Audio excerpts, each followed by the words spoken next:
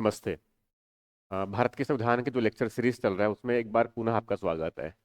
इसके पहले मैंने 2 लेक्चर कवर किया हुआ है ऑलरेडी, और उसमें मैंने 31 क्वेश्चन तक जो है कवर कर चुका हूँ मैं। ठीक है, वहां तक हमने जो है संविधान के विकास क्रम को देखे 1773 के रेगुलेटिंग एक्ट से, और वहां से मैं उद्देश्य तक पहुंचा हुआ हूँ। संविधान की विशेषताएं भी डिस्कस किया था मैंने उसमें।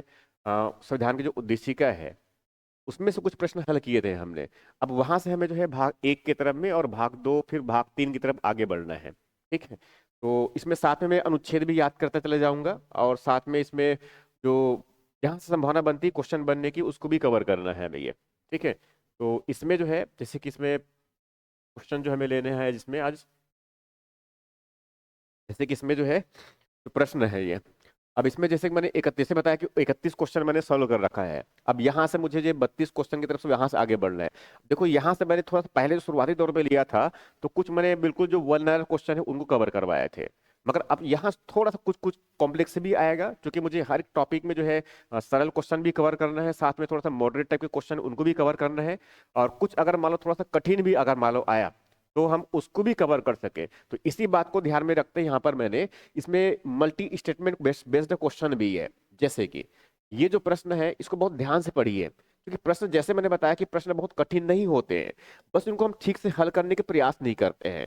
हम प्रयास ही नहीं करते हैं तो उसमें स्वाभाविक रूप से क्या होता है, वहां सफल नहीं हो पाता ये। तो एक्चुअल में जो है देखना है हमें ये है, जैसे कि इसमें क्वेश्चन जो है, इसमें जैसे कि इसमें हमारे पास में प्रश्न है, इसको थोड़ा सा मैं ऊपर कर लेता हूँ।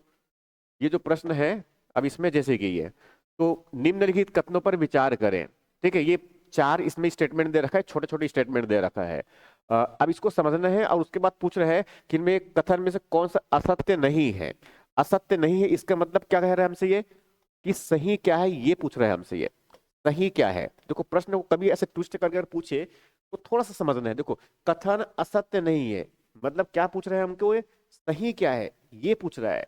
ठीक है, तो अब इसमें 4 स्टेटमेंट दे रखी, बहुत छोटे छोटे स्टेटमेंट है। देखिए, पहले स्टेटमेंट क्या कह रहा है इसमें, कि संविधान की उद्देशिका न्यायालय के द्वारा प्रवर्तनीय है। ठीक है, देखो संविधान का जो उद्देशिका, जो भारत के संविधान को उद्देश्य बताता है, इसमें भारत के संविधान का लक्ष्य भी है। अब उस लक्ष्य की प्राप्ति हम किस प्रकार से करेंगे ये बताता है। देखो, संविधान का जो उद्देशिका जो शुरुआत होता है वो हम भारत के लोग, इस वाक्यांश से शुरुआत होता है। उसके बाद में जो बताता है कि हम इस भारत को कैसे बनाना चाहते हैं, तो इसमें बताया, बहुत स्पष्ट बताया हुआ है कि हम भारत को संपूर्ण प्रभुत्व संपन्न बनाना चाहते हैं, जो किसी और के बाहरी दबाव में हो चाहे किसी आंतरिक दबाव में आकर के कोई काम ना करे, बल्कि क्या हो, प्रभुत्व संपन्न हो, वो स्वयं में अपनी निर्णय लेने की क्षमता रखता है। ठीक है, दूसरा क्या है, भारत कैसा है, एक समाजवादी देश है। भारत के समाज का स्वरूप कैसा होगा, समाजवादी होगा। इसमें समाज में जो है सबको समान महत्व मिलेगा, समाज के जो कमजोर वर्ग है उनको संरक्षण दिया जाएगा। उसके बाद भारत को हम क्या बनाएंगे, पंथ निरपेक्ष बनाएंगे। इसका मतलब इस भारत का अपना कोई राजधर्म नहीं होगा, वह सभी धर्मों को समान महत्व देंगे, समान संरक्षण देंगे, धार्मिक आजादी मिलेगी यहाँ पर। इसके साथ भारत को हम क्या बनाएंगे, लोकतांत्रिक लोकतांत्रिक व्यवस्था वाला सरकार बनाएंगे। यहाँ पर भारत कैसा होगा, एक लोकतांत्रिक देश होगा। इसका मतलब ये है कि यहाँ के जो सरकार, वो जनता के द्वारा चुने जाएंगे, और वो जो सरकार है वो जनता के प्रति ही जवाबदेह होगा। यहाँ जो भारत होगा वो गणराज्य होगा। यहाँ जो है राष्ट्र के जो मुखिया है, जिनको हम राष्ट्रपति है, उनका पद वंशानुगत नहीं होगा, बल्कि वहां क्या है, जनता के द्वारा चुने जाएंगे। अब वो अप्रत्यक्ष रूप से चुने जाए या फिर प्रत्यक्ष रूप से, मामला ये नहीं होता है। तो हम भारत को ऐसा बनाना चाहते हैं। इसी के साथ साथ इसी उद्देशिका में है कि हम भारत के लोगों को क्या देना चाहते हैं, तो भारत के समस्त नागरिकों को हम देना चाहते हैं सामाजिक, आर्थिक और राजनीतिक स्तर पर न्याय देना चाहता है। ये न्याय, ये पहला लक्ष्य है। उसके बाद दूसरा लक्ष्य इसमें क्या है, स्वतंत्रता का लक्ष्य है। स्वतंत्रता का लक्ष्य का मतलब ये प्रकार से कह सकते हैं कि इसमें विचार का, अभिव्यक्ति का, विश्वास का, धर्म का और उपासना का, ये 5 प्रकार की स्वतंत्रता। इसके साथ साथ इसमें जो है समता, समानता, किसका, अवसर और प्रतिष्ठा का, हम ये सब देना चाहते हैं भारत के नागरिकों को।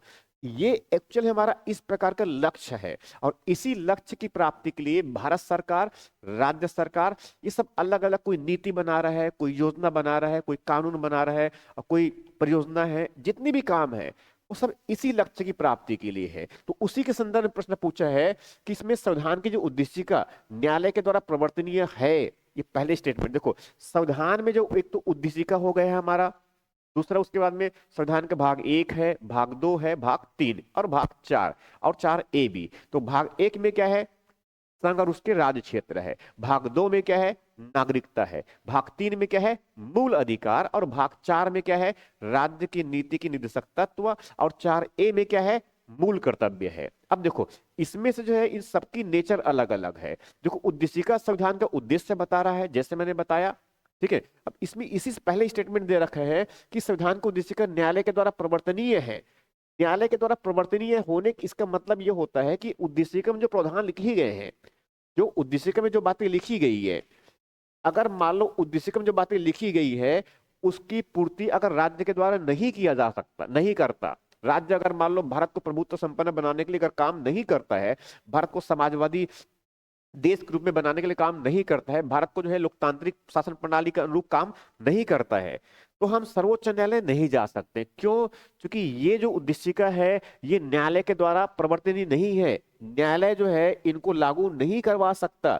जैसे कि भाग 3 में जो मूल अधिकार है वो न्यायालय के द्वारा लागू करने योग्य है, न्यायालय के द्वारा प्रवर्तनीय है। यदि किसी व्यक्ति के भारत में मौलिक अधिकार का हनन होता है, किसी व्यक्ति के मौलिक अधिकार का हनन होता है भारत में, तो हम सीधे जो है सर्वोच्च न्यायालय में जाकर अपना गुहार लगा सकते हैं कि हुजूर इस संबंधित व्यक्ति ने या संबंधित सरकार ने मेरा मौलिक अधिकार का हनन किया है। तो उस समय सर्वोच्च न्यायालय क्या करेगा, आदेश जारी करेगा, निर्देश जारी करेगा, रिट जारी कर सकता है। तो सर्वोच्च न्यायालय जो है ऐसा कर सकता है, मगर कब, जब मूल अधिकार का हनन होगा तब। मगर उद्देशिका के मामले में ऐसा अधिकार नहीं है।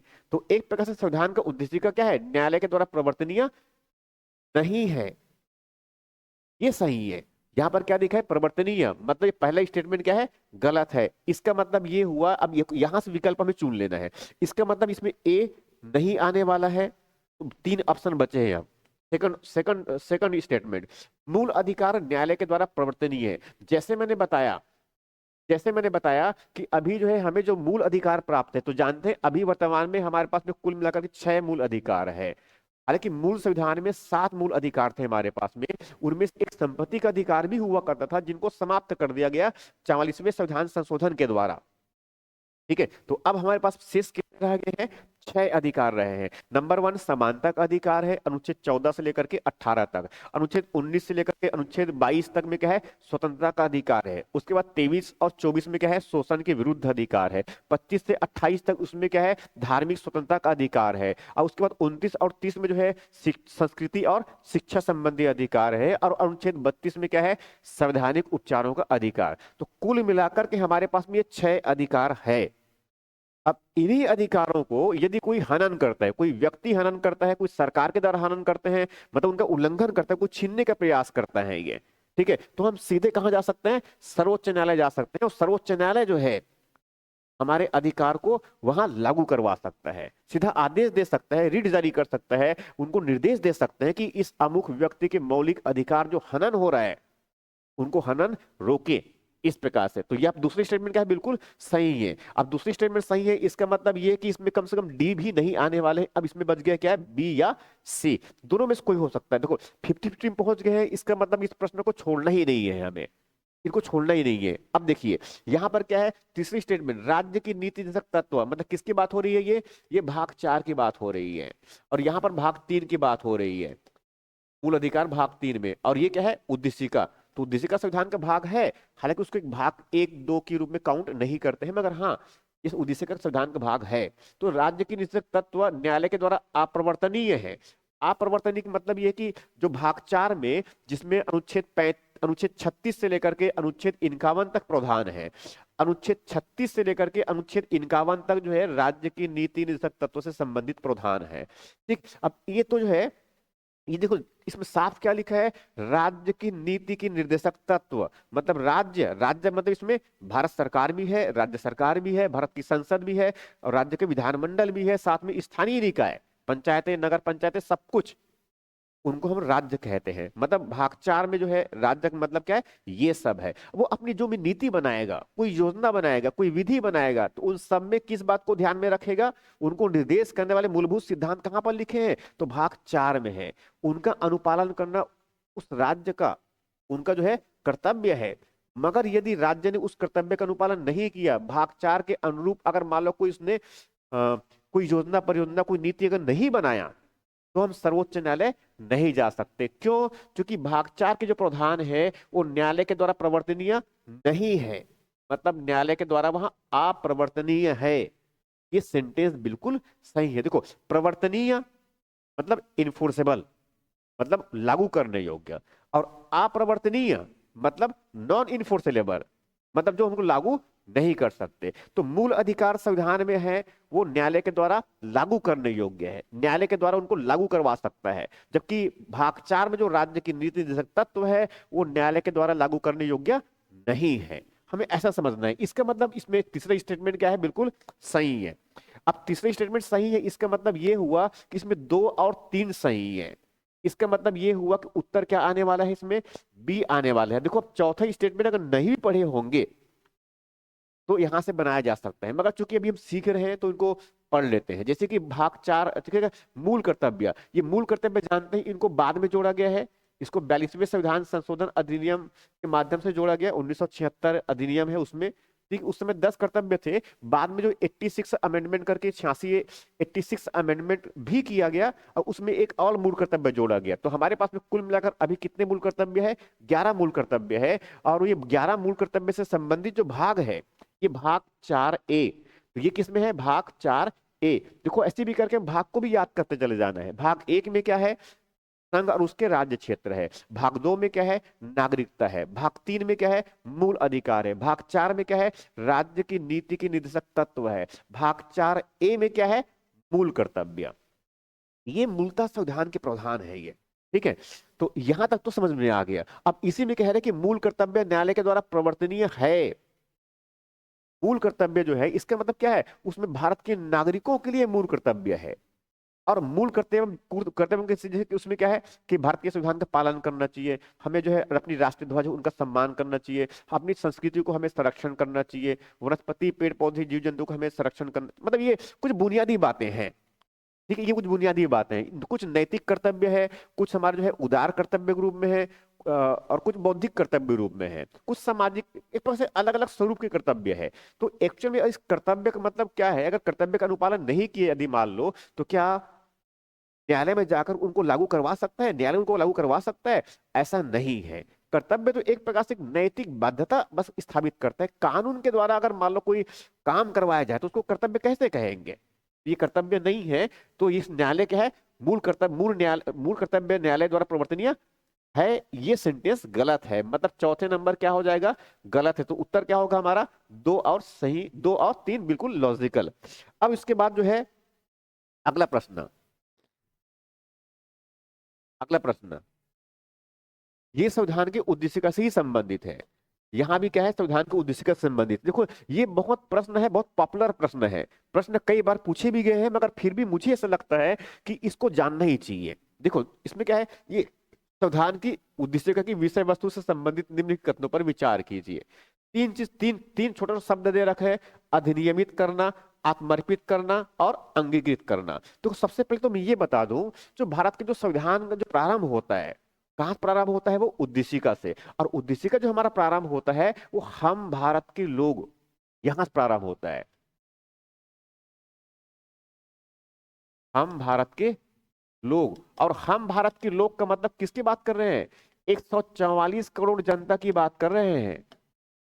144 करोड़ जनता ने जो है भारत के संविधान सभा को जो है शक्ति दिया कि वो भारत के लिए संविधान बनाए। इसी में कह रहे हैं हम भारत के लोग। इन लोगों ने क्या किया कि हम भारत कैसे बनाएंगे? हम ऐसा भारत बनाएंगे। हम भारत के लोगों को, भारत के नागरिकों को, भारत के नागरिकों को हम क्या देना चाहते हैं? उनको न्याय देना चाहते हैं, उनको स्वतंत्रता देना चाहते हैं, उनको जो है समानता देना चाहते हैं, और समानता देना चाहते हैं, सब में बंधुत्व की भावना बनी रहे। हम इसकी इस प्रकार की बातें करते हैं। तो हम ऐसा भारत बनाएंगे और भारत के नागरिकों को हम ये देंगे। ये लक्ष्य है हमारा।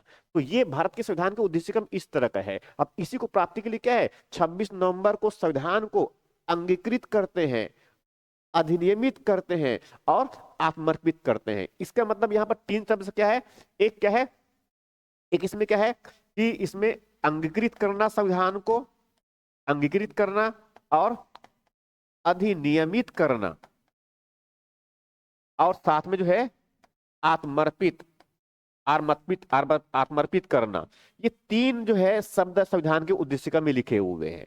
और इसी को यहाँ पर क्या दे रखा है, तीन शब्द उसी को यहाँ पर कोट किया गया है प्रश्न में। मगर प्रश्न क्या पूछा है कि इसमें प्रश्न पूछा है कि उपरोक्त विषय वस्तु का सही क्रम कौन सा है। सही क्रम, सही क्रम का मतलब देखो ये थोड़ा सा उल्टा पुल्टा आगे पीछे है ये। तो संविधान के उद्देश्य को मैं इसीलिए कह रहा हूं कि बिल्कुल रट्टे मार लेना है। देखो संविधान की उद्देशिका को बिल्कुल रट्टे मार लीजिए। एग्जैक्टली जो है यहाँ प्रश्न कई बार पूछे हुए हैं किसमें, जैसे किसमें बताया मैंने, तीन उसमें बताया मैंने, न्याय, स्वतंत्रता और समानता और बंधुत्व। अब प्रश्न पूछेगा इनका सही क्रम क्या है, तो सही क्रम में क्या है, पहला न्याय है, फिर स्वतंत्रता का उल्लेख है, फिर समानता का उल्लेख है, फिर बंधुता का उल्लेख है। अब न्याय में कितने प्रकार के न्याय, तो तीन प्रकार के न्याय। नंबर 1 सामाजिक न्याय, नंबर 2 आर्थिक न्याय, नंबर 3 राजनीतिक न्याय। उसमें स्वतंत्रता में कितने प्रकार का, 5 प्रकार की स्वतंत्रता है। उसमें पहला स्वतंत्रता क्या है, विचार करने की स्वतंत्रता, दूसरा उस विचार को व्यक्त करने की स्वतंत्रता, तीसरा विश्वास करने की स्वतंत्रता, चौथा धर्म की स्वतंत्रता, पांचवा उपासना की स्वतंत्रता। समानता किसका, अवसर की समानता और प्रतिष्ठा की समानता। बंधुत्व किसमें, भारत के लोगों में, भारत के लोगों में प्रत्येक व्यक्ति की गरिमा सुनिश्चित हो, प्रत्येक व्यक्ति का जो आत्मसम्मान है वो सुरक्षित रहे, प्लस जो भारत है वह एक राष्ट्र रहे और वह अखंड रहे। इसके लिए क्या चाहिए हमें, बंधुता। तो ये लक्ष्य है, ये लक्ष्य है। हम भारत को कैसा बनाएंगे पहले बता चुका हूं, उस समय संपूर्ण प्रभुत्व संपन्न वाला। अब इसको हम बनाने के लिए क्या कर रहे हैं, ये संविधान जब हम अंगीकृत कर रहे हैं, तो संविधान को अंगीकृत करना मतलब क्या है, संविधान को अपनाना। संविधान को किसने अपनाया है, संविधान को किसने अपनाया, संविधान सभा के सदस्यों ने अपनाया, हमारे पूर्वजों ने अपनाया है। और भारत की जो परंपरा है उसमें तो प्रचलन है कि प्राण जाए पर वचन न जाए। हमारे पूर्वजों ने प्रॉमिस किया है, कब प्रॉमिस किया, 26 नवंबर 1949 को दृढ़ संकल्प से, मजबूती से उन्होंने संकल्प लिया है कि हम इस संविधान को अंगीकृत करते हैं। पहला है क्या है, अंगीकृत करना मतलब क्या, अपनाना। फिर अधिनियमित करना, अधिनियमित करने का मतलब होता है हमने जो संविधान संविधान बनाया है उनको हम कानूनी दर्जा दे रहे हैं। तो अधिनियमित करने का मतलब क्या होता है, उसको कानूनी दर्जा देना। और उसके साथ में क्या है, आत्मर्पित करना। आत्मर्पित करने का मतलब क्या है, हमने स्वयं को, स्वयं के शरीर को, स्वयं की आत्मा तक को भी अर्पित कर दिए है, किसको, संविधान को। इसका मतलब यह है कि सबसे पहले हमारे पास में यहाँ पर सर्वोच्च कौन है, भारत की जनता यहाँ शुरुआत में सर्वोच्च प्रतीत हो रहा है, मगर फाइनली हम स्वयं को किसको सौंप दिए हैं, संविधान को सौंप दिए हैं। हमने स्वयं को किसको सौंप दिए हैं, संविधान को सौंप दिए हैं। इसीलिए भारत में जो है जनता का शासन तो ठीक है सरकार चलाने के लिए, मगर इस जनता ने स्वयं को किसको सौंप दिया है, संविधान को सौंप दिया है। इसीलिए भारत में संविधान की सर्वोच्चता है। भारत में सबसे सर्वोच्च कौन है, संविधान है। और संविधान क्या है, एक विधि है, एक कानून है। तो भारत में शासन किसका है, संविधान का शासन है, कानून का शासन है, विधि का शासन है। किसी व्यक्ति का शासन नहीं है, किसी प्रधानमंत्री का शासन नहीं है, वो तो सरकार को चलाने के लिए है। तो भारत में शासन किसका है, विधि का शासन है। और विधि का जो आधार क्या है, वो है भारत का संविधान। तो यहाँ पर जो क्रम लिख रखा है इसमें जैसे मैंने बताया, संविधान की उद्देशिका में सही क्रम क्या है, नंबर 1 अंगीकृत करना, दूसरा अधिनियमित करना, तीसरा आत्मर्पित करना। तो ऐसे यहाँ पर न्याय, स्वतंत्रता, समानता और बंधुत्व, इनको भी समझ लेंगे ये, ठीक है। तो यहाँ पर पहले क्रम में क्या आएगा, सबसे पहले क्या होगा, अंगीकृत करना। तो 3 नंबर पहले आएगा, तो 3 नंबर पहले आएगा, इसका मतलब ये कि 2 नंबर पहले वाला नहीं आएगा, ये भी नहीं आएगा। अब बच गए कौन, बी और डी वाला। अब इसमें से देख सकते हैं तो पहले नंबर पे कौन आएगा इसमें, जैसे कि इसमें क्या है, पहले से कौन आएगा, जल्दी से कमेंट करके बताइए इसमें। तो 3 नंबर पहले आएगा अंगीकृत करना, उसके बाद अंगीकृत के बाद में क्या है, अधिनियमित। 3 1 आया, उसके बाद फिर क्या आएगा, 2। तो सही उत्तर क्या आएगा हमारा, 3 1 और 2। तो 3 1 2 मतलब कौन सा आ गया इसमें, डी ऑप्शन। देखो प्रश्न को ऐसे पूछते हैं, ऐसे कई प्रश्न पूछे हुए हैं, तो बस शब्द को ध्यान है। तो संविधान को अंगीकृत करना मतलब क्या है, अपनाना। कब अपनाए, 26 नवंबर 1949 को। संविधान को लागू हमने जो किए हैं 26 जनवरी 1950 को पूर्ण रूप से, उनको संविधान के प्रारंभ की तारीख कहते हैं। और ये क्या है, संविधान को अपनाने की तारीख है। इसीलिए संविधान दिवस जो मनाया जाता है संविधान जो दिवस मनाया जाता है 26 नवंबर को मनाया जाता है, जिस दिन पीएससी का नोटिशन भी आया था। ठीक है, और संविधान, भारत जो है गणतंत्र कब बना? 26 जनवरी 1950 को। इसीलिए गणतंत्र दिवस कब? 26 जनवरी को। और संविधान दिवस कब? 26 नवंबर को। तो ये क्या हो, उत्तर क्या आ गया हमारा? डी। अगला प्रश्न, अगला प्रश्न, ये भी जो है उद्देशिका से संबंधित है ये प्रश्न जो है। अब देखो, जैसे मैं पहले बता चुका हूं कि मेरा पर्पस जो है केवल बस क्वेश्चन का ऐसे टिक करते करते मैं उत्तर भागते चले जाऊं, ऐसा नहीं कर रहा हूं मैं ये। ठीक है, मेरा पर्पस बहुत बेसिक है ये। मैं कम से कम इतना प्रयास कर रहा हूं कि आप यदि संविधान को अगर पढ़े खुद से, तो उसमें से प्रश्न किस किस तरह से बनते हैं स्वाभाविक है, आप भी तो जानते ही हैं, मगर मैं अपने अनुभव को साझा करना चाह रहा हूं कि आपकी जो सफलता है उसमें हमारा कुछ कंट्रीब्यूशन हो सकता है, तो हमारे लिए बहुत अच्छी बात होगी। ठीक है, तो उसी क्रम में क्या है, तो संविधान में जो है बहुत सारी चीज ऐसी भी है जिनको समझना बहुत आसान है, मगर समस्या ये है कि अगर थोड़ा सा अगर शिक्षित नहीं समझेंगे, कॉन्सेप्चुअली अगर क्लियर नहीं होगा, तो फिर प्रश्न बनते नहीं है। और संविधान के प्रश्न पहले बता चुका हूं मैं कि संविधान के प्रश्न बहुत आसान होते हैं, बस उनको थोड़ा सा समय देकर पेशेंस के साथ में समझना है ये। ठीक है, तो जैसे कि यहाँ पर जो है प्रश्न आप देखिए, इसमें ये देखने में लग रहा है कि बहुत कठिन है, मगर एक्चुअली कोई कठिन नहीं है। मैं बता कि संविधान में कोई भी ऐसा प्रश्न है जो कठिन है, ऐसा नहीं है।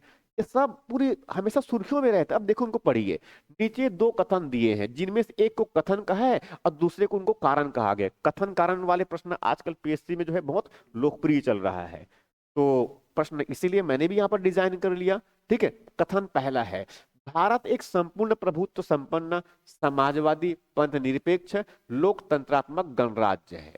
ये कथन है।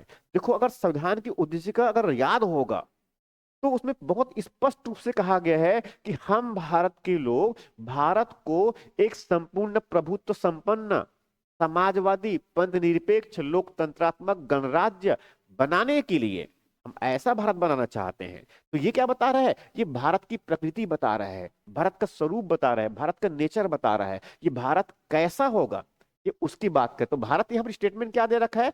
एक संपूर्ण प्रभुत्व संपन्न, क्या है? एक संपूर्ण। ये भारत कैसा होगा? एक भारत। इस भारत का दूसरा कोई विभाजन नहीं हो सकता। एक बार विभाजन हुआ है, जानते हैं ऑलरेडी, मगर हाँ, अभी भारत कैसा है? एक है, और ये श्रेष्ठ है। इसीलिए भारत सरकार ने एक भारत श्रेष्ठ भारत अभियान भी शुरू किया है। संपूर्ण प्रभुत्व संपन्न, इसका मतलब क्या होता है कि भारत की प्रभुता वो भारत में ही निहित है, वो किसी दूसरे और देश के दबाव में आकर के ये फिर किसी हमारा निर्णय कोई दूसरा देश लेगा। जैसे कि 26 जनवरी 1950 से 15 अगस्त 1947 से पहले भारत पर किसका नियंत्रण था? भारत की प्रभुता किसके हाथ में थी? ब्रिटिश क्राउन के हाथ में थी। मगर अब तो नहीं है ना। तो ऐसा क्यों? यहाँ की भारत की जनता भी स्वतंत्र है और भारत भी स्वतंत्र है। क्यों? क्योंकि भारत के संविधान के उद्देशिका कहता है कि भारत की क्या है? संपूर्ण प्रभुत्व संपन्न भारत। इसकी भारत की प्रभुता पर किसी और का अधिकार नहीं, बल्कि भारत का ही अधिकार है। दूसरा, समाजवादी बनाना मतलब क्या है? भारत के समाज का जो स्वरूप होगा वो कैसा होगा? समाजवादी होगा। समाज में जो है सभी वर्गों को समान महत्व दिया जाएगा। समाज के जो कमजोर वर्ग है उनको विकास के लिए विशेष अवसर दिया जाएगा, उनके लिए विशेष प्रयास किए जाएंगे। इस तरह की समाजवादी की बात कर रहे हैं। तीसरा क्या है? पंथ निरपेक्ष। पंथ निरपेक्ष मतलब क्या होता है कि राज्य का अपना कोई राजधर्म नहीं होगा, राज्य सभी धर्मों को समान महत्व देंगे, धार्मिक आजादी मिलेगी भारत के लोगों को, भारत के नागरिकों को। तो इसका मतलब क्या है? भारत कैसा देश है? एक पंथ निरपेक्ष देश है, एक सेकुलर स्टेट है। क्यों? क्योंकि भारत में बहुत सारे लोग हैं ना, हिंदू है, मुस्लिम है, सिख है, बौद्ध है, जैन है, ईसाई है, फारसी है, बहुधर्मीय समाज है। और यदि हम एक धर्म को अगर मान लो भारत का राष्ट्रीय राजकीय धर्म अगर बना दिए, तो बाकी और धर्म के लोग तो हमेशा असुरक्षित महसूस करेंगे ना। इसीलिए भारत को हमने क्या बनाया है? सेकुलर बनाए हैं, पंथ निरपेक्ष बनाए हैं, लोकतंत्रात्मक। लोकतंत्रात्मक का मतलब क्या है? इस भारत की जो शासन प्रणाली जो है वो कैसा होगा? लोकतांत्रिक होगा। लोकतांत्रिक मतलब ये है कि यहाँ पर शासन का संचालन किनके द्वारा? जनता के द्वारा किया जाएगा। इसीलिए जनता के द्वारा चुनी हुई सरकार बनती है, और वो जो सरकार है वो जनता के प्रति क्या है? उत्तरदायी होती है। तो ये भारत ऐसा बनाएंगे। इसके साथ ये भारत कैसा है? गणराज्य है। गणराज्य का मतलब क्या होता है? एक ऐसा राज्य, एक ऐसा राष्ट्र जिसके मुखिया जनता के द्वारा चुने जाता है। उनका पद कोई वंशानुगत नहीं होता है, जैसे कि पहले समर्था राजतंत्र में हुआ करता था। राजतंत्र मतलब एक प्रकार से क्या है? 15 अगस्त 1947 से पहले भारत पर शासन किसका चलता था? एक ब्रिटिश क्राउन का चलता था। वो तो एक व्यक्ति हुआ ना, तो एक ही व्यक्ति का शासन भारत में चलता था। अब पहले भारत में बड़ी मात्रा में राजा भी होते थे, तो वहां पर उस राज्य में शासन किसका, उस रियासत में किसका शासन? राजा का शासन। तो वो तो व्यक्तिगत एक व्यक्ति का शासन हुआ ना। मगर अब भारत में क्या है? जनता का शासन है। जनता मतलब होता है गण। गण का मतलब क्या होता है? जनता। इसीलिए भारत में क्या बोलते हैं? गणराज्य है। राष्ट्र के मुखिया, उनका पद वंशानुगत नहीं होता है। अब तो कोई भी पद, सरकार में कोई भी पद जो है वंशानुगत नहीं होता है। सरकार का हर एक कार्यालय भारत की जनता के लिए हमेशा खुले रहते हैं। इस तरह से तो ये पहले स्टेटमेंट बिल्कुल सही है। देखो मैंने इसमें आपको समझाने के पर्पज से मैंने जो है इसमें हर एक का मतलब बताया है। इसको जानना बहुत जरूरी है। ठीक है। अब इसमें ये कह रहे हैं, सेकंड सेकंड इसमें कारण बता रहा है कि इसे मतलब ये जो, अब देखो ये कथन और कारण वाले जो प्रश्न होते हैं उनको हल कैसे करना है। तो हल करने का तरीका ये होता है कि कारण है या नहीं है ये बताने का। तो इसमें तरीका ये होता है, जैसे कि यहाँ पर जो है भारत एक संपूर्ण प्रभुत्व संपन्न समाजवादी पंथ निरपेक्ष लोकतांत्रिक गणराज्य है। गणराज्य है तो क्यों है? प्रश्न पूछना है हमें यहाँ पर, क्यों है? तो स्वाभाविक उसका कारण कहाँ मिलना चाहिए? हमें यहाँ पर मिलना चाहिए। तभी तो हम बताएंगे ना कि हाँ कारण ये सही है करके ये। ठीक है। तो ऐसे कह रहे हैं कि भारत को हम ऐसा बनाना चाहते हैं। उसका कारण क्या है? कि 42वें संविधान संशोधन अधिनियम 1976 के द्वारा प्रभुत्व संपन्न लोकतंत्रात्मक गणराज्य के स्थान पर प्रस्तावित किया गया। देखो मूल संविधान का मतलब 26 जनवरी 1950 को जो संविधान हमने लागू किया था, उसमें एग्जैक्टली अगर देखा जाए तो ये पूरे शब्द इस प्रकार से नहीं थे। ठीक है। उस समय जो है मूल संविधान हमारे पास में, इसमें जो शब्द लिखा हुआ था उद्देशिका में, भारत को किस प्रकार से बनाएंगे उसके लिए क्या शब्द था? तो प्रभुत्व संपन्न लोकतंत्रात्मक गणराज्य, ये लिखा हुआ था मूल रूप से ये। मगर जो है हमने 42वें संविधान संशोधन अधिनियम के माध्यम से उद्देशिका में हमने एक संशोधन किया, और उस संशोधन के माध्यम से ये प्रभुत्व संपन्न लोकतंत्रात्मक जो गणराज्य लिखा था उसके स्थान पर, उनके स्थान पर मतलब क्या है? प्रतिस्थापित करना। उनके स्थान पर हमने क्या लिखा? संपूर्ण प्रभुत्व संपन्न समाजवादी पंथ निरपेक्ष लोकतंत्रात्मक गणराज्य। इसके साथ में हमने एक और शब्द जोड़ा इसमें, जहां पर राष्ट्र की एकता लिखा हुआ था। राष्ट्र की एकता लिखा हुआ था, उनके स्थान पर जो है राष्ट्र की एकता और अखंडता, इसको रखा गया। इसका मतलब हमने नए क्या क्या शब्द जोड़ दिए इसमें? नए हमने क्या क्या शब्द जोड़ दिए? तो नए हमने क्या जोड़ा इसमें? समाजवादी पहले इसमें नहीं जोड़ा था स्पष्ट रूप से, इनको हमने जोड़ा। पंथ निरपेक्ष शब्द इसमें नहीं था, उनको हमने जोड़ दिया। इनके साथ में अखंडता शब्द इसमें नहीं था, इनको हमने जोड़ दिया। तो एक्चुअली में कितने नए शब्द जोड़ दिए हमने इसमें?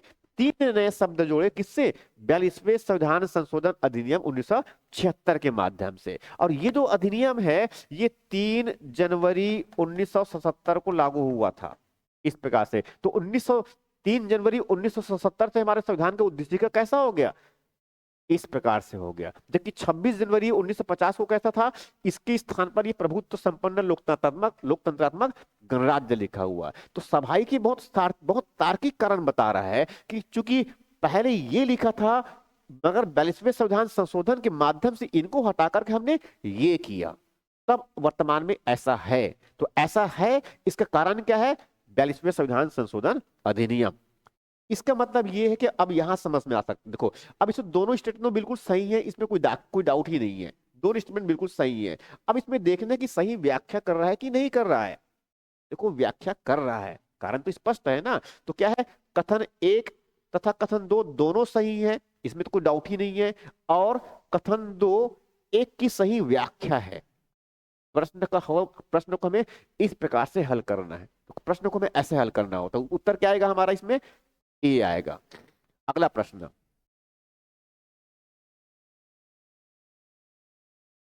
ठीक है। ये जो है भाग से संबंधित है। ये क्या है? भाग से संबंधित। देखो संविधान में, मूल संविधान में हमारे पास में कुल मिलाकर कितने भाग है? 22 भाग हमारे पास में है। ठीक है। तो उसमें चाहे कल की भी लेक्चर बताया था मैंने कि उसमें भाग को याद करना एकदम निहायत आवश्यकता है हमारे लिए। ठीक है। देखो एग्जाम हॉल में जो है प्रश्न जो है बहुत सिंपली टिप के आते हैं। बस ये है कि उनको हमें थोड़ा सा सही तरीके से, सही प्रॉपर तरीके से उनको याद करने या समझने की आवश्यकता है। तो जैसे मैंने बता चुका हूँ, संविधान के अगर प्रश्न हम हल कर रहे हैं, संविधान को पढ़ रहे हैं, इसका मतलब संविधान का जो है हमें ऐतिहासिक पृष्ठभूमि कुछ बातें बिल्कुल याद होनी चाहिए। ठीक है। संविधान का उद्देश्य का 100% हमें रट्टे मार लेना चाहिए। नंबर 3, उसमें संविधान में किस भाग में कौन से विषय लिखे गए हैं, 22 भाग है, उनकी विषय 100% पता होना चाहिए। ठीक है। अनुसूची जो है 12 अनुसूची है, और पहली अनुसूची में क्या है, दूसरी में क्या है, इसके विषय क्या है, ये 100% में पता होना चाहिए। और साथ में वो राज्य सूची की विषय, संघ सूची की विषय और संवर्ती सूची की विषय और कुछ अनुच्छेद, इतने तो जो है पीएससी की तैयारी करने वाले बच्चों को कंठस्थ होना ही चाहिए। बहुत स्वाभाविक है ये। और अगर नहीं तैयारी कर रहे तो फिर भाई हमारी सीरियसली हम तैयारी अपनी अपनी सीरियस अपनी तैयारी को हम कुछ सीरियस नहीं ले रहे हैं। इसका मतलब ये हुआ कि अगर एग्जाम को निकाल रहे, प्रारंभिक परीक्षा हो चाहे मुख्य परीक्षा, उसमें संविधान के इन सब प्रावधानों को जानना बेहद जरूरी है। संविधान को पढ़ने का तो यही तरीका है ना। ठीक है। संविधान के उद्देश्य का में जो लक्ष्य है उसकी प्राप्ति करने के लिए भाग 1 से लेकर क्या है, भाग 22 तक प्रावधान है। तो सभाई के तो मोटी मोटी तो प्रश्न पूछेंगे ही पूछेंगे कि भाग 1 में क्या है, भाग 2 में क्या है, भाग 3 में क्या है, संविधान के अनुसूची 1 में क्या है, अनुसूची 2 में क्या है, अनुसूची 5 में क्या है। तो प्रश्न तो ऐसे ही बनते हैं। अनुच्छेद 1 में क्या है प्रश्न पूछेंगे, अनुच्छेद 5 में क्या है, अनुच्छेद 10 में क्या है, 12 में क्या है, मूल अधिकार किस भाग में है। प्रश्न तो ऐसे ही बनते हैं ना। तो सभाई की ये तो हमें ऐसे भी याद करना चाहिए, एकदम कंठस्थ हो जाना चाहिए एक्चुअली मौखिक रूप से, कि सोते जागते किसी भी समय पूछे तो हाँ, भाग 3 में मूल अधिकार है, भाग 15 में निर्वाचन है, बिल्कुल रट्टे मान लीजिए। प्रश्न यही है। देखो प्रश्न ऐसे बनते। अब देखो यहां पर देखो क्या प्रश्न कह रहे हैं, संविधान के भाग और उनके विषय वस्तु से संबंधित निम्नलिखित युग्मों पर विचार करिए। अब 4 इसमें युग्म दे रखे हैं। ये मैंने प्रश्न जानबूझ करके मैंने थोड़ा सा कॉम्प्लेक्स बनाया है, क्योंकि देखो सरल प्रश्न तो ऐसे भी बना ही लेंगे आप। और मेरा पर्पस सिर्फ यही बस नहीं है कि मैं बस जल्दी जल्दी क्वेश्चन करवा के यहां से भाग जाऊं। ठीक है। ऐसा नहीं है, मैं प्रॉपर तरीके से चीजों को समझाने का प्रयास कर रहा हूं कि संविधान से प्रश्न किस तरह से आते हैं और उनको हमें हल कैसा करना चाहिए। क्योंकि संविधान तो ऐसा है कि आप उनको सही तरह से संवैधानिक दृष्टिकोण से देखेंगे ना, मनमाना तो नहीं कर सकते यहाँ पर। तो यहाँ पर जैसे कि क्या है, कुल मिलाकर ये तो जानते हैं हमारे पास कितने भाग है। मूल संविधान में 22 भाग थे, बाद में हमने कुछ कुछ और जोड़ रखे हैं। जैसे भाग 1 में क्या है हमारे पास में, इसमें संघ और उसके राज्य क्षेत्र है, संघ और उसके राज्य क्षेत्र है। भाग 2 में क्या है, नागरिकता। भाग 3 में क्या है, मूल अधिकार। 4 में क्या है, राज्य की नीति की निर्देशक तत्व। 4A में क्या है, मूल कर्तव्य, जिनको बाद में जोड़ा गया 42वें संविधान संशोधन से जोड़ा गया। उसके बाद भाग 5 में क्या है, संघ के बारे में, संघ के शासन के बारे में। भाग 6 में क्या है, राज्य के शासन के बारे में है, राज्य के बारे में। 7 में अब उसमें कुछ नहीं है, पहले वहां पर जो है वो खास समूह के राज्य थे उनके लिए प्रावधान था।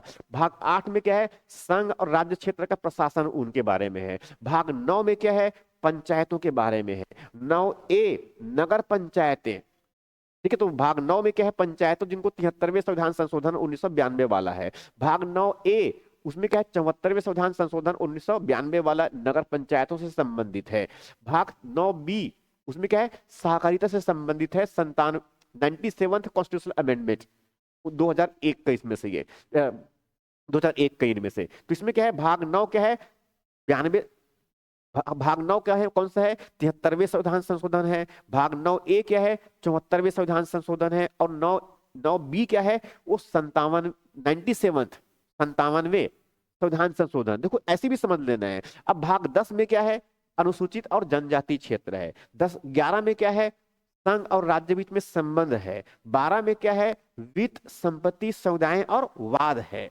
13 में क्या है, व्यापार वाणिज्य की स्वतंत्रता और समागम उससे संबंधित है। भाग 14 में क्या है, सेवाएं हैं, अखिल भारतीय सेवाएं हैं, केंद्रीय सेवाएं हैं और स्टेट राज्य की सेवाएं हैं, इनके बारे में। लोक सेवा आयोग, यूपीएससी, ये सब इसी में है ये। भाग 14A में क्या है, अधिकरण, इनको बाद में जोड़ा गया। भाग 14 में क्या है, अधिकरण ट्रिब्यूनल है। ठीक है। इनको बाद में जोड़ा गया 42वें संविधान संशोधन के माध्यम से। भाग 15 उसमें क्या है, निर्वाचन है, निर्वाचन आयोग से संबंधित है, मतदान से संबंधित है, सार्वभौमिक वयस्क मताधिकार से संबंधित है। ठीक है। भाग 16 कमजोर वर्गों के लिए विशेष प्रावधान है। भाग 17 उसमें राजभाषा से संबंधित है। भाग 18 आपातकाल से संबंधित है। समझ में आ रहा है जो कह रहा हूं मैं ये तो। और भाग इसी में भाग 20 क्या है, संविधान का संशोधन। तो इतनी चीजों को हमें बस रट्टे मार लेना है। ठीक है, जैसे मैंने बहुत बार बार पढ़ के मैंने भी रट्टे मान लिए, आप भी तो 2-4 बार करेंगे और सुन भी लेंगे तो याद हो ही जाएगा। अब यही पूछ रहे हैं भाग 9A, इसमें क्या है, पंचायती राज व्यवस्था। ये गलत है। क्यों गलत है? क्योंकि भाग 9A जैसे मैंने बताया इसमें क्या है, इसमें तो जो है नगर पंचायतों के बारे में है, नगर पंचायतों के बारे में है, जबकि पंचायती राज किस में है, ये तो भाग 9 में है ना। तो उत्तर ये पहली स्टेटमेंट ही गलत हो गया, इसका मतलब इसमें ए नहीं आने वाला है, इसमें ए जो है नहीं आने वाला है। ठीक है, उपयुक्त सभी भी नहीं आने वाला है, सीधे तौर पे एक ही बस विकल्प जाने, और यहां पर हम पहुंच गए कहां पर, 50-50 में। और मैंने पहले बता चुका हूं, बिल्कुल दिमाग में कंठस्थ रखिए कि 50-50 प्रश्न पहुंच चुके हैं, तो इसका मतलब उस प्रश्न को छोड़ना ही नहीं है। ये पीएससी के बहुत बेसिक तरीका है, यूपीएससी के बेसिक तरीके तो और भी इससे ज्यादा को गेस करने ही पड़ेंगे। इसमें हो सकता है कि 30-35 क्वेश्चन आपको बिल्कुल फैक्चुअली आपको मिल जाए। ठीक है, चलो 40-45 तक ही पहुंचा दिए, मगर उसके बाद तो गेस करना ही पड़ेगा भाई, रिस्क लेना ही पड़ेगा, रिस्क लेने से ही प्रश्न बनेंगे। मगर इसका मतलब ये बिल्कुल भी नहीं कि अतार्किक तरीके से भी रिस्क लेना है भाई, थोड़ा सा दिमाग प्रयोग करना है, सोचने वाले प्राणी बनते हैं और उसमें थोड़ा सोचने के अपने तरीके को इजाद करना है। ऐसा नहीं कि बस उसमें बिना सोचे समझे हम उत्तर दे दिए, ऐसे नहीं। जैसे बताया कि एक ही प्रश्न जाने, उत्तर यहाँ 50 पहुंच गए। अब उसमें भाग 12, तो भाग 12 मैंने क्या बताया, वित्त, संपत्ति, सुविधाएं और वाद। ये बिल्कुल सही है, ये बिल्कुल सही है। भाग 12 में क्या है, यही है, तो इसमें कम से कम 2 तो आने वाला है। अब 2 आने वाला है, इसका मतलब ये है कि इसमें सी नहीं आने वाला है। क्यों? क्योंकि यहाँ पर 2 नहीं है। इसका मतलब ये है कि इसमें बी ऑप्शन हमारा उत्तर आ गया। देखो अभी हमने दो भाग वाली हिस्सा, दो सेगमेंट और दिए हैं, उनको पढ़ा ही नहीं है, फिर भी इस प्रश्न को हल कर लिए ना। देखो प्रश्न को हल करने के तरीके हैं, टेक्निक है कह सकते हैं, कई तरीके। तो मैं सभी तरह के प्रश्नों को यहाँ पर लेने के प्रयास कर रहा हूँ, जिससे मैं हर तरीका बता दूं जिससे प्रश्नों को बनाए जा सकते हैं, कम जानते हुए चीजों को बनाया जा सकते हैं, कम इंफॉर्मेशन भी बनाया जा सकता है। जैसे कि यहाँ पर देखो प्रश्न बन गया हमारा। अब फिर भी देख लेते हैं आगे। भाग 13 में क्या है, संघ और राज्यों की अधीन सेवाएं। जैसे बताया मैंने, सेवाओं में क्या है, ये तो भाग 14 में है। और भाग 13 में क्या है, इसमें जो है व्यापार वाणिज्य की स्वतंत्रता से संबंधित प्रावधान है। किसमें? भाग 13 में। और भाग 16 में देखिए, तो भाग 16 में क्या है, कुछ वर्गों के लिए विशेष प्रावधान। ये बिल्कुल सही है। इसका मतलब कौन कौन सही हो गया, दूसरा सही हुआ और चौथा सही हुआ। उत्तर क्या आ गया हमारा, 2 और 4। प्रश्न को ऐसे हल करना है हमें। अगला प्रश्न,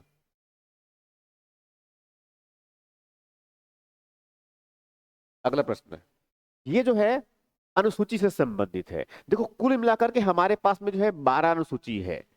मूल संविधान में हमारे पास में केवल 8 अनुसूची थे। ये अनुसूची का मतलब ये होता है, ये किसी अनुच्छेद का एक प्रकार से विस्तार ही है, मान के चलिए। जैसे कि जो है अनुच्छेद 1 में लिखा हुआ है, भारत अर्थात इंडिया राज्यों का संघ होगा। ये पहले स्टेटमेंट है उनका, मतलब अनुच्छेद 1 के उपखंड 1 में लिखा है कि भारत अर्थात इंडिया राज्यों का संघ होगा। अब इसी का अनुच्छेद 1 के उपखंड 2, मतलब सब क्लॉज 2, उसमें उसमें लिखा है कि संघ के राज्य और उनके राज्य क्षेत्र वे होंगे जो पहली अनुसूची में लिखे हुए हैं। इसका मतलब अनुच्छेद 1 का विस्तार क्या है, अनुसूची है। वैसी सभी अनुसूची जो है वो किसी न किसी अनुच्छेद का विस्तार है। जैसे कि अनुच्छेद 1 का विस्तार कौन सा है, अनुसूची 1, जिनमें क्या दे रखा है, उसमें राज्यों के नाम और उसके राज्य क्षेत्र दे रखा है। इसमें अनुसूची 1 में उसी में संघराज क्षेत्र के भी नाम भी दे रखे, उनके क्षेत्र भी दे रखे हैं। तो ऐसे ही जो है हमारे पास में जो है कुल मिलाकर के मूल संविधान में तो 8 अनुसूची थे, मगर अभी हमारे पास में कुल मिलाकर के 12 अनुसूची है। मैं जल्दी जल्दी से उनको याद करवा देता हूं मैं। देखो पहली अनुसूची में क्या है, राज्य और उसके राज्य क्षेत्र के बारे में है। जैसे कि इसमें वर्तमान में 28 राज्य है और 8 केंद्र शासित प्रदेश, तो उसके नाम भी लिखे हैं और उनका क्षेत्र विस्तार कितना होगा ये वहीं पर लिखा हुआ है, वही भी लिखा हुआ है। ये अनुसूची 1 हुआ। अनुसूची में जो है, अनुसूची 2 में कुछ जो संवैधानिक प्राधिकारी है, कुछ जो संवैधानिक प्राधिकारी है उनके वेतन भत्ते से संबंधित प्रावधान है, अनुसूची 2 में। अनुसूची 3 में कुछ जो संवैधानिक प्राधिकारी है उनके शपथ से संबंधित है, शपथ ग्रहण करते हैं उससे संबंधित है। ठीक है। भाग अनुसूची 4 में, तो अनुसूची 4 में एक्चुअल में जो है, जो राज्यसभा में अलग अलग राज्यों के लिए जो सीटों का आवंटन है वो दिया हुआ है। अनुसूची 5 में वो अनुसूचित क्षेत्र से संबंधित है। यहां तक कि अनुसूची 6 भी अनुसूचित क्षेत्र से संबंधित है। मगर अनुसूची 5 में अनुसूचित क्षेत्र के प्रशासन, मगर इसमें असम, मेघालय, त्रिपुरा और मिजोरम, इन 4 राज्यों को छोड़ करके भारत के अन्य राज्यों में कहीं अगर अनुसूचित क्षेत्र है, शेड्यूल्ड एरिया है, तो वहां पर शासन किस प्रकार से करेंगे, इसके लिए प्रावधान कहां पर है, अनुसूची 5 में। मगर किन राज्यों को छोड़ करके, असम, मेघालय, त्रिपुरा और मिजोरम, इन चारों राज्यों में जो अनुसूचित क्षेत्र है उनको छोड़ करके। तो 5वीं अनुसूची के संबंध इन 4 राज्यों को छोड़ करके अन्य राज्यों में अनुसूचित क्षेत्र है उनके प्रशासन के बारे में। जैसे कि छत्तीसगढ़ में भी क्या है, 5वीं अनुसूची के प्रावधान लागू होते हैं। मतलब कुछ अनुसूचित क्षेत्र है उसमें अनुसूचित 6, अनुसूची 6 में, तो अनुसूची 6 में क्या है, जैसे मैंने बताया कि 4 राज्य असम, मेघालय, मिजोरम और त्रिपुरा, तो उसके अनुसूचित क्षेत्र और अनुसूचित जिले के बारे में इसमें प्रावधान है कि प्रशासन किस प्रकार से करेंगे। अब उसके बाद कहां पहुंच गए हम लोग, 7वीं अनुसूची में। देखो 7वीं अनुसूची में जो है, जो विधायी विषय है, मतलब जो अलग अलग विषय जिन पर हम कानून बनाते हैं उसे बोलते हैं विधायी विषय वस्तु। ठीक है, तो संघ किस पर बनाएगा, किस विषय पर कानून बनाएंगे, राज्य किस विषय पर कानून बनाएगा, और किस किस विषय पर दोनों कानून बना सकते हैं। तो इसका विभाजन किया गया है 7वीं अनुसूची में। अब इसका संबंध जो है संविधान के 246 अनुच्छेद से है। अनुच्छेद 246 में जो है स्पष्ट किया गया है कि किस कौन सी जो है विधि जो है कौन बनाएगा, संघ बनाएगा। तो जो इसमें पहली सूची क्या है, इसमें 3 सूची है। 7वीं अनुसूची में 3 सूची है। नंबर 1 सूची, देखो अनुसूची के अंदर क्या है, सूची है, तो सूची 1 का संबंध क्या है, संघ सूची, यूनियन लिस्ट है। इसमें जितने भी विषय लिखे गए हैं उन सबके बारे में कानून कौन बनाएगा, संघ बनाएगा, मतलब सेंटर बनाएगा। ठीक है, दूसरी सूची क्या है, इसमें राज्य सूची है, स्टेट लिस्ट जिनको कहते हैं।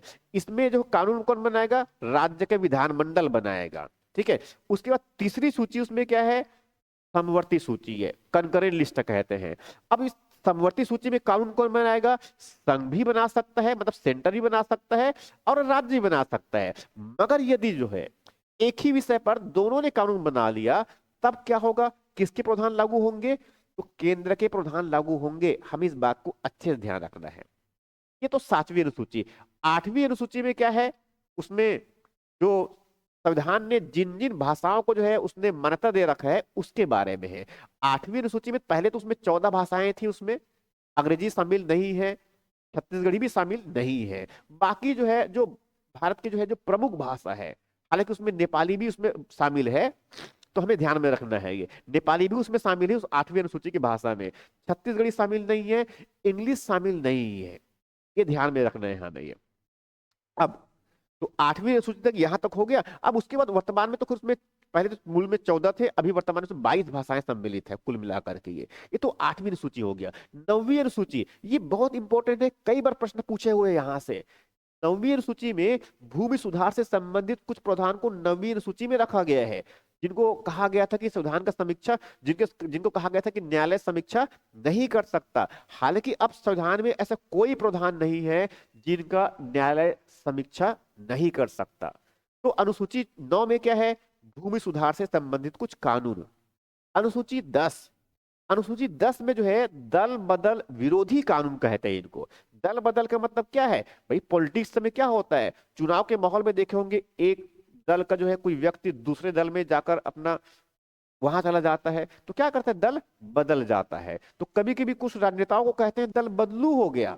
मतलब क्या है, वो दल बदल लिए अपना। ऐसे अगर मान लो चुनाव जीतने के समय जो है, चलो एक पार्टी में रहे, चुनाव वहां जीत गए, जीतने के बाद कहा दूसरे पार्टी में चले गए, तो वो जनता का धोखा हो गया ना। इसीलिए जो है इस प्रकार से धोखाधड़ी को रोकने के लिए संविधान में संशोधन करके जो है ये कानून लाया गया और इनको संविधान का हिस्सा बना दिया। तो 10वीं अनुसूची में क्या है, दल बदल से संबंधित कुछ विरोधी प्रावधान है कि दल बदल को रोकने के लिए। उसके बाद 11वीं अनुसूची, तो 11वीं अनुसूची जो है 73वें संविधान संशोधन जब किया हमने, पंचायतों की व्यवस्था को संविधान का हिस्सा बनाया, तब हमने उससे संबंधित उसमें जो विषय है उसको हमने, पंचायत के जो विषय है उनको हमने 11वीं अनुसूची के अंतर्गत रखा। वैसी जो है जो 74वें संविधान संशोधन के अंतर्गत जब हमने संशोधन किया संविधान में, तब उसमें नगर पंचायतों से संबंधित जो विषय है उनको हमने जो है उसमें 12वीं अनुसूची में रखा। तो ये सब एक प्रकार से अनुसूची अनुसूची 1 से लेकर कहां तक, अनुसूची 12 तक हमें इस तरह से याद होनी चाहिए।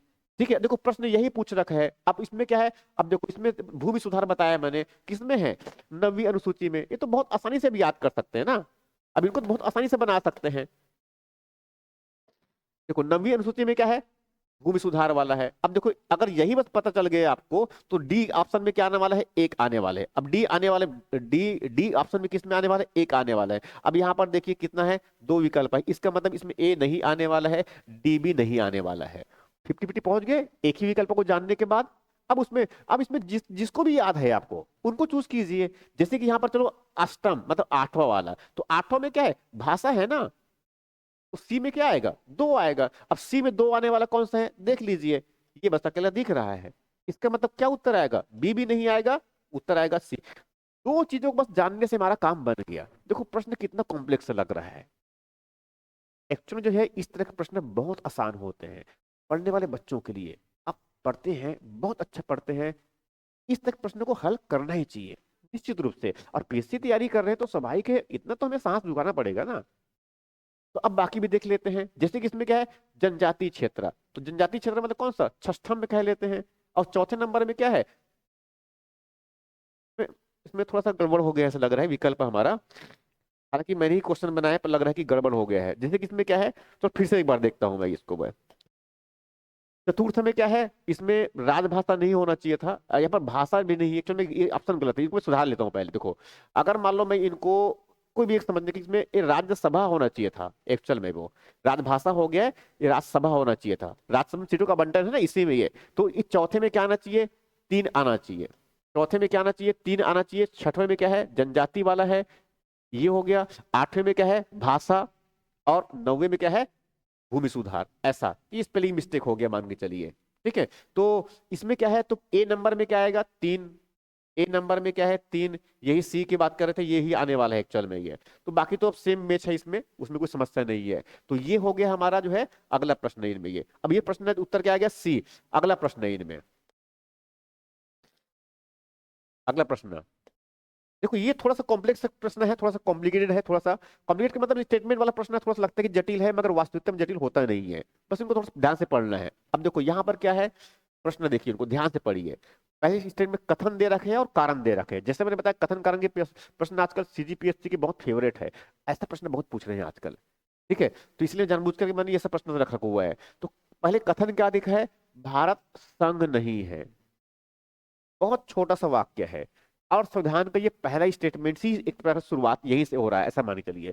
तो संविधान के जो अनुच्छेद 1 है, अनुच्छेद 1, इसमें क्या लिखा है, भारत अर्थात इंडिया राज्यों का संघ होगा। राज्यों का संघ बोला है ना, इसका मतलब भारत कैसा है, संघ है, ये परिसंघ नहीं है, ये संघीय नहीं है, ये जो है परिसंघात्मक नहीं है, ये जो है, ठीक है, ये इसमें जो है ये संघात्मक नहीं, ये क्या है, संघ है, राज्यों का संघ है। तो संघ शब्द को ध्यान में रखना है, यूनियन शब्द को ध्यान में रखना है। ये परिसंघ या संघीय या फिर परिसंघात्मक या संघात्मक जो कह रहा हूं, इसका मतलब क्या होता है, फेडरेशन, फेडरेशन। इसी के साथ में और होता है यहां महासंघ, कॉन्फेडरेशन, ऐसा भी नहीं है भारत। तो भारत एक्चुअल में क्या है, राज्यों का संघ होगा। संविधान का अनुच्छेद पहला ही कह रहा है कि भारत क्या है, राज्यों का संघ है, जबकि स्टेटमेंट क्या कह रहा है, भारत संघ नहीं है। भाई गलत है सीधे तौर पे। ठीक है, अब कारण क्या दे रहा है, किसी भी राज्य का क्षेत्र सीमा नाम उसकी सहमति के बिना परिवर्तित करने की शक्ति संसद को प्राप्त है। ये कारण, ये स्टेटमेंट सही है, मगर इस वजह से भारत संघ नहीं है, ऐसा बिल्कुल भी नहीं है। तो यहां देख लेते हैं क्या कह रहे हैं अभी। अब एक और दो दोनों सही है, ये तो पहली गलत हो गया। बी, एक और दो दोनों सही है, ये भी गलत हो गया। एक सही है, ये भी गलत हो गया। बचा क्या? एक गलत है किंतु दो सही है।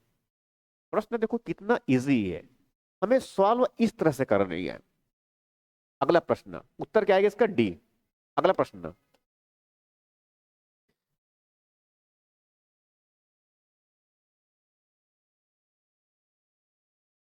अगला प्रश्न इसमें, भारत के संदर्भ में निम्नलिखित कथनों पर विचार कीजिए। देखो तीन स्टेटमेंट दे रखे हैं यहाँ पर। अब तीन स्टेटमेंट, पहले स्टेटमेंट ये नागरिकता से संबंधित है, ये समझना है हमें। और नागरिकता प्रावधान का मतलब किसकी बात कर रहे हैं ये? देखो संविधान के भाग दो जो है, यहाँ शुरुआत क्या होता है? भाग दो में क्या है? नागरिकता है। इसमें क्या है? नागरिकता। और नागरिकता का मतलब ये है, इसमें अनुच्छेद 5 से लेकर के जो है 11 तक के प्रावधान है। अनुच्छेद 5 में जो है संविधान के प्रारंभ पर भारत की नागरिकता, इसके बारे में बात करता है। अनुच्छेद 6 में, अनुच्छेद 6 में पाकिस्तान से कुछ लोग भारत आए, उनकी नागरिकता की बात करता है। अनुच्छेद 7 में जो है भारत से कुछ लोग पाकिस्तान गए मगर फिर वापस आ गए भारत, ये उसकी नागरिकता की बात करता है। अनुच्छेद 8 जो है वो भारतीय मूल के व्यक्ति, भारतीय मूल के व्यक्ति मतलब कौन? प्रवासी भारतीय, उनकी नागरिकता के बारे में बात करता है। अनुच्छेद 10, अनुच्छेद 9, अनुच्छेद 9 कहता है कि कोई अगर विदेश की नागरिकता कोई ग्रहण कर लेता है, भारत का नागरिक, तो भारत की नागरिकता जो है समाप्त हो जाएगा, ये अनुच्छेद 9 कहता है। अनुच्छेद 10 कहता है कि भारत के जो नागरिक एक बार अगर नागरिकता उनको प्राप्त हुआ तो वो निरंतर बना रहता है। मगर इसका मतलब ये नहीं कि वहां हमेशा के लिए बना रहेगा, ऐसा नहीं, उनको समाप्त भी किया जा सकता है यदि उसने कुछ ऐसे कुछ बेसिक मापदंड जिनके रखे हुए हैं अगर अनुपालन नहीं किया तो उनको समाप्त भी किया जा सकता है। तो नागरिकता के अधिकार की निरंतरता किसमें है? अनुच्छेद 10 में है।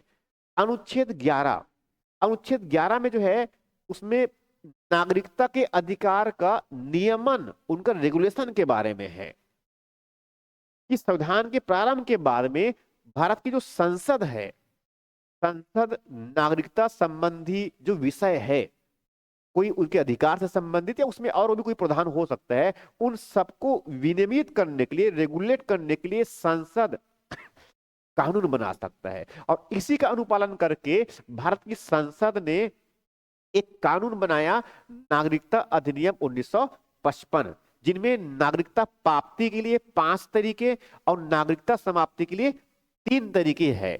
अब इसी नागरिकता संशोधन अधिनियम ने कई बार संशोधन किए हैं। अंतिम जो संशोधन हुआ था 2019 में हुआ था। तो भारत में नागरिकता से संबंधित जो पूरे विषय जो है, ये पूरी बातें पूरे साल भर सुर्खियों में रही है। और किस विषय को लेकर के? स्पेशल इंटेंसिव रिवीजन की वजह से इलेक्शन कमीशन अभी जो वर्तमान में जो 12 राज्य में भी जो है, पहले तो बिहार में हमने एसआईआर जिनको कहते हैं, एसआईआर का मतलब क्या है? स्पेशल इंटेंसिव रिवीजन, गहन विशेष गहन पुनरीक्षण, ये जो ये जो निर्वाचन आयोग अभी जो कर रहा है, और अभी तो छत्तीसगढ़ में भी हो रहा है 12 राज्यों के साथ में, 12 राज्य और उसमें 9 राज्य और केंद्र शासित प्रदेश उनके साथ में। तो ये स्पेशल इंटेंसिव रिवीजन की वजह से जो नागरिकता संबंधी पूरे विषय जो है पूरे साल भर सुर्खियों में रहा है। तो इसीलिए जो है नागरिकता संबंधी जो प्रश्न है, उनके जो अनुच्छेद है, उसमें जो बातें लिखी है, उनको जानना बहुत इंपॉर्टेंट है। प्रश्न यहां से बनाए जा सकते हैं। जैसे अब इसमें प्रश्न क्या है? अब देखो नागरिकता मतलब क्या है, किस सूची के विषय है नागरिकता? तो संघ सूची के विषय है। नागरिकता मतलब कौन? केवल भारत संघ की बात कर रहे हैं ना, बाद में क्या है? एकल नागरिकता है, इस तरह की बातें। अब क्या है? 3 स्टेटमेंट दे रखा है, भारत में केवल एकल नागरिकता और एकल अधिवास का प्रचलन है। देखो बहुत सही है ये, ठीक है। जैसे भारत में जो एकल नागरिकता है, तो ये हमने ब्रिटेन के जो संविधान में जिस प्रकार से प्रणाली है उससे प्रेरित होकर हमने क्या किया कि भारत में एकल नागरिकता, मतलब केवल भारत का ही नागरिक हो सकता है, राज्यों की कोई नागरिकता नहीं होती। जिस क्षय मैं कुछ छत्तीसगढ़ का मैं नागरिक बन गया ऐसा नहीं है, मैं नागरिक किसका हूँ, भारत का नागरिक हूँ, I am citizen of India, ये कहते हैं एक्चुअल में ये। तो राज्य की सरकार या फिर राज्य के द्वारा किसी को नागरिकता नहीं, बल्कि नागरिकता का जो प्रावधान है वो केवल क्या है, भारत का है, राज्यों का नागरिक नहीं हो सकता। जैसे कि अमेरिका में, तो अमेरिका में क्या है, यूनाइटेड स्टेट्स ऑफ अमेरिका के भी सिटीजन हो सकते हैं, प्लस वहां पर जो 50 राज्य है, 50 प्रोविंस है, उनकी भी नागरिक हो सकते हैं। तो वहां पर क्या है, दोहरी नागरिकता है। तो भारत में और ब्रिटेन में क्या है, एकल नागरिकता प्लस प्लस एकल अधिवास। जो अधिवास जो शब्द है एक्चुअल में ये संविधान के अनुच्छेद 5 में लिखा हुआ है। अधिवास का मतलब होता है डोमिसाइल, इनको बोलते हैं डोमिसाइल। डोमिसाइल का मतलब होता है स्थायी निवास। स्थायी निवास, भाई स्थायी निवास तो एक ही होगा ना, जैसे कि मैं ठीक है जहीं जहां पर भी रह रहा हूं, मगर स्थायी निवास तो मेरा एक ही होगा। भारत में तो स्थायी निवास एक ही होगा ना, तो उसी के कह रहे हैं एकल अधिवास मतलब एक स्थायी निवास का प्रचलन है। ये बिल्कुल सही है, पहला स्टेटमेंट बिल्कुल सही है। अगला स्टेटमेंट देख लेते हैं। भारत के राष्ट्राध्यक्ष बनने के लिए, राष्ट्राध्यक्ष मतलब किसकी बात कर रहे हैं, ये राष्ट्रपति की बात कर रहे हैं। तो राष्ट्रपति के लिए योग्यता उसके संदर्भ में बात कर रहे हैं। तो भारत के राष्ट्राध्यक्ष बनने के लिए केवल भारत का नागरिक होना अनिवार्य है, क्या ऐसा है? भारत के राष्ट्रपति बनने के लिए क्या योग्यता है?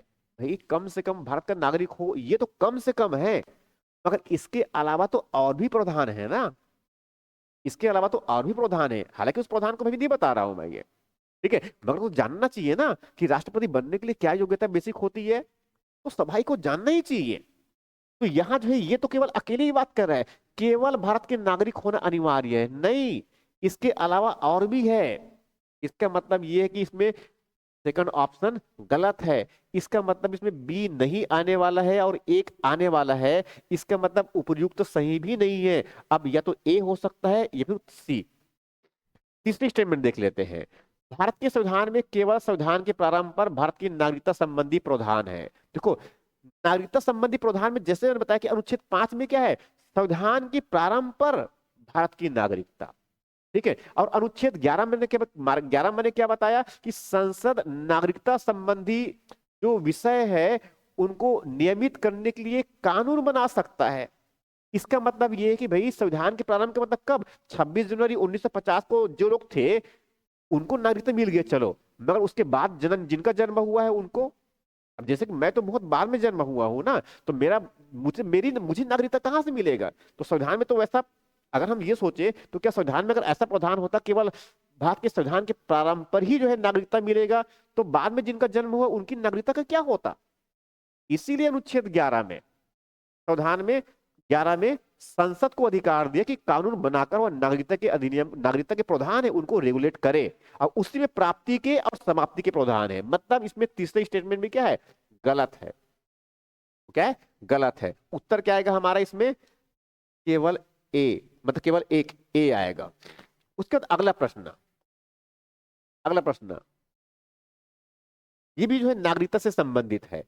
इसमें जो है देखिए, कोई भारत के एक नागरिक अपनी नागरिकता खो देगा यदि वह, देखो नागरिकता प्राप्ति, नागरिकता जो है इनकी प्राप्ति और इनकी समाप्ति, तो प्राप्ति और समाप्ति से संबंधित जो प्रावधान एक तो कहां पर है, अनुच्छेद 5 से लेकर के जो है इसमें अनुच्छेद, एक प्रकार से कहा जाए अनुच्छेद 9 तक है, मान के चलो वो 10 में तो निरंतरता है, तो 10 भी ले लेंगे तो कोई समस्या नहीं है हमें ये, ठीक है। मगर इसमें अनुच्छेद जो 11 है, अनुच्छेद 11 जो है वो संसद को अधिकार देता है ना, संसद विधि बना करके, कानून बना करके जो है वहां नागरिकता के अधिकार को रेगुलेट करता है, और इसी के अनुरूप उसने क्या किया है, नागरिकता नागरिकता अधिनियम बनाया, नागरिकता कानून है ये, कब का, 1955 का। और इसी में जो है नागरिकता प्राप्ति और नागरिकता समाप्ति, तो नागरिकता प्राप्ति के लिए 5 तरीके हैं, समाप्ति के लिए 3 तरीके हैं, इस तरह से ये। अब प्राप्ति के लिए मतलब क्या है, जन्म के आधार पर है, वंश के आधार पर है, देशीकरण के आधार पर, पंजीयन के आधार पर है। समाप्ति के लिए इसमें ऐसी, इसमें जो है उनको किसी देश के स्वतः रूप से त्याग कर दिया, उससे हो सकता है बर्खास्त कर दिया सरकार ने या छीन लिया, इस तरह से ये तो इसी पह रहा है ये। अब देखो भारत की नागरिकता, अपनी कोई नागरिकता खो देगा यदि वहां, कब खोएगा कह है, कब खोएगा कह रहा है, दो तीन स्टेटमेंट दे रखा है, चार स्टेटमेंट, तीन स्टेटमेंट, एक सॉरी ये दो है और ये तीन, ऐसा मान के चलिए, तो गड़बड़ हो गया है लगता है इसमें। उसमें देखते हैं विकल्प क्या है, हालांकि मेरा मतलब अब ठीक है समझ में आ रहा, तो गलती हो गया है इसमें। तो स्वेच्छा से अन्य देश की नागरिकता प्राप्त करता है तो स्वाभाविक है, देखो इसी में है, संविधान के अनुच्छेद 9 में प्रावधान है कि अगर कोई स्वेच्छा से किसी और देश की नागरिकता स्वीकार कर लिया, भारत के नागरिक है और किसी और देश की नागरिकता स्वीकार कर लिया, इसका मतलब दोहरा नागरिकता तो नहीं हो सकता ना भारत में, तो क्या है, ये बिल्कुल सही है। इसका मतलब ये हुआ, इसमें उत्तर क्या आने वाला है, एक तो आने वाला ही है, इसका मतलब बी नहीं आने वाला है अभी कम से कम। उसका किसी अन्य देश के नागरिक से विवाह करता है, भाई अगर मान लो कोई भारत के नागरिक और किसी और देश के नागरिक से विवाह कर लेगा तो क्या उसकी नागरिकता समाप्त हो जाएगा, ऐसा बिल्कुल भी नहीं है, ऐसा बिल्कुल भी नहीं है। किसी भी दुनिया में जाके शादी करे उसमें कोई समस्या नहीं है, हाँ भारत के नागरिक है वो ठीक रहेगा, हाँ अगर किसी और देश की नागरिकता तक ग्रहण कर लिया तब वो नहीं रहेंगे, ठीक है।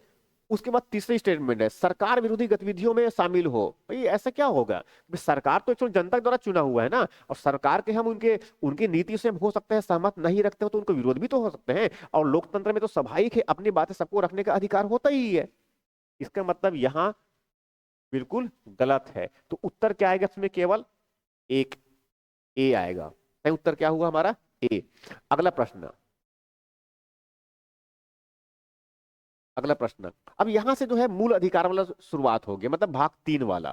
तो भाग 3 के बारे में जानते हैं कि भाग 3 में क्या है, मूल अधिकार है, और मूल अधिकार जानते हैं कि ये न्यायालय के द्वारा प्रवर्तनीय है, न्यायालय के द्वारा इनको लागू कर सकते हैं। अगर किसी व्यक्ति के मौलिक अधिकार छीनता है, कि नागरिक के मौलिक अधिकार को कोई राज्य या फिर कोई व्यक्ति द्वारा अगर छीनने का प्रयास करता है तो सीधे हम कहाँ जा सकते हैं, सर्वोच्च न्यायालय जा सकते हैं अपनी शिकायत दर्ज कराने कि संबंधित व्यक्ति ने या संबंधित सरकार ने मेरे मौलिक अधिकार का हनन किया है, ये शिकायत कर सकते हैं। और सर्वोच्च न्यायालय फिर क्या करेगा, हमारे मौलिक अधिकार को लागू करवाने के लिए आदेश जारी कर सकता है, निर्देश जारी कर सकता है, रिट भी जारी कर सकता है, 5 प्रकार के। ये जो मूल अधिकार है ये हमने भारत के संविधान में जो रखा हुआ है, हालांकि कहते हैं इसकी प्रेरणा हमने संयुक्त राज्य अमेरिका के जो बिल ऑफ राइट्स है, अमेरिका के जो संविधान है उसमें जो बिल ऑफ राइट्स है, अधिकारों के जो घोषणा पत्र है, वहां से लिए हैं, ऐसे कहते हैं। तो भारत के संविधान में भाग 3 में क्या है, मूल अधिकार है, और मूल अधिकार का मतलब क्या, भाग 3 में अनुच्छेद 12 से लेकर के अनुच्छेद 35 तक प्रावधान है। मूल अधिकार में अनुच्छेद 12 से लेकर के अनुच्छेद 35 तक प्रावधान है। अनुच्छेद 12 में जो है राज्य की परिभाषा दे रखा है, अनुच्छेद 13 में जो है मूल अधिकारों से असंगत यदि कोई विधि बनाते हैं या कोई पुराना विधि हो तो जितनी भी असंगत है जो उनके विरोध में है वो सब के सब क्या हो जाएंगे, शून्य हो जाएंगे। ये तो अनुच्छेद 12 और अनुच्छेद 13 हुआ। अब अनुच्छेद 14 से लेकर के अनुच्छेद 32 तक, इसमें अभी वर्तमान में हमारे पास में कुल मिलाकर के 6 अधिकार है। नंबर 1 समानता का अधिकार, अनुच्छेद 14 से लेकर के जो है 18 तक। नंबर 2 स्वतंत्रता का अधिकार, अनुच्छेद 19 से लेकर के अनुच्छेद 22 तक, ठीक है।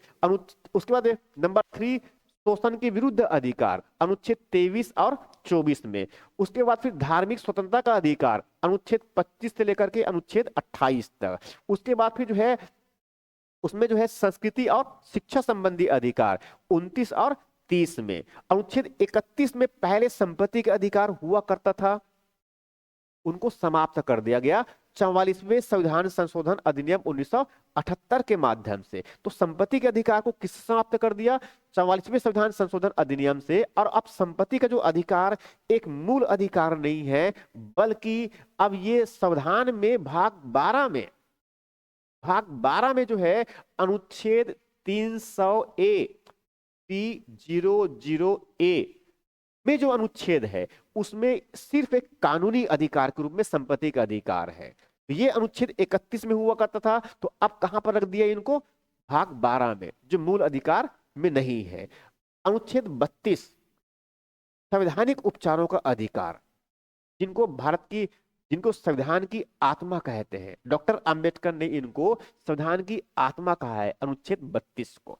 तो ये हो गया मूल अधिकार से संबंधित अनुच्छेद। अब इसी में अनुच्छेद 33 है, 34 और 35, ये भी मूल अधिकार से संबंधित है, मगर उसके अलग अलग विषय से संबंधित है। तो इसमें हमें देखना है। तो अब देखो, ये तो बेसिक आपको जो एक आइडिया हो गया रफली कि एक्चुअल में क्या क्या प्रावधान है उसकी बातें। अब मैं धीरे धीरे उसमें अनुच्छेद भी याद करवाऊंगा। ठीक है, अब मूल अधिकार से संबंधित निम्नलिखित कथनों में से कौन सा कथन सही नहीं है, हमें सही नहीं है वो देखना है। इसमें हमें देखना है कि क्या सही नहीं है, क्या सही नहीं है ये देखना है। ठीक है, अब देखो तो प्राण एवं दैहिक स्वतंत्रता की मांग किसी भी व्यक्ति के द्वारा किया जा सकता है। ठीक है, प्राण एवं दैहिक स्वतंत्रता की मांग किसी भी व्यक्ति के द्वारा किया जा सकता है। देखो अनुच्छेद 21, अनुच्छेद 21 में जो है बहुत स्पष्ट लिखा हुआ है कि राज्य किसी व्यक्ति को उनके प्राण और दैहिक स्वतंत्रता से विधि द्वारा स्थापित प्रक्रिया के अनुसार ही वंचित किया जाएगा, अन्यथा नहीं। मतलब एक्चुअल में जो है बात किसी व्यक्ति की बात हो रही है ना, ये पर नागरिक की कहां बात हो रही है। तो अनुच्छेद 21 में क्या है, प्राण और दैहिक स्वतंत्रता का अधिकार है। और उसमें किसको प्राप्त है, ये भारत के प्रत्येक व्यक्ति को प्राप्त है। जो भारत में नागरिक नहीं है, विदेशी है मगर भारत में है, ये उनको भी प्राप्त है। केवल भारत के नागरिक की बात नहीं हो रही है। तो पहली स्टेटमेंट क्या कह रहा है कि प्राण एवं दैहिक स्वतंत्रता का मांग केवल मांग किसी भी व्यक्ति के द्वारा किया जा सकता है। ये तो बिल्कुल सही है, ये बिल्कुल सही है। ठीक है, विदेशी व्यक्ति भारत में अगर है तो वहां भी तो मांग कर सकता है ना। दूसरा बी ऑप्शन, संविधान के अनुच्छेद 19 के अधीन स्वतंत्रता का मांग केवल नागरिक ही कर सकता है। देखो अनुच्छेद 19 में क्या है, अनुच्छेद 19 में क्या है, इसमें वाक अभिव्यक्ति संबंधी जो है उसमें स्वतंत्रता दे रखा है, मतलब वाक और अभिव्यक्ति की स्वतंत्रता है। इसके अलावा उसमें कुल मिलाकर उसमें और भी अधिकार है, जैसे कि उसमें कोई संगठन बनाने का, कोई सम्मेलन करने का, भारत के राज्य क्षेत्र में कहीं भी आने जाने का, घूमने फिरने का, कहीं पर निवास करने का, साथ में व्यापार वाणिज्य करने का, ये सब स्वतंत्रता है इसमें।